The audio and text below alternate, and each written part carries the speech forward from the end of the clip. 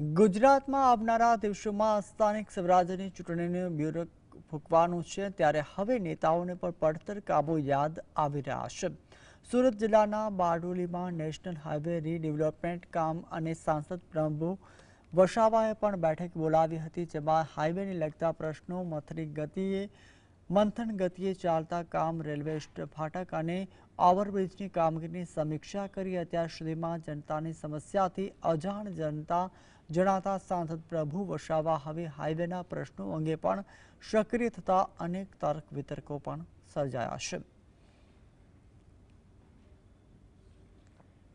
આ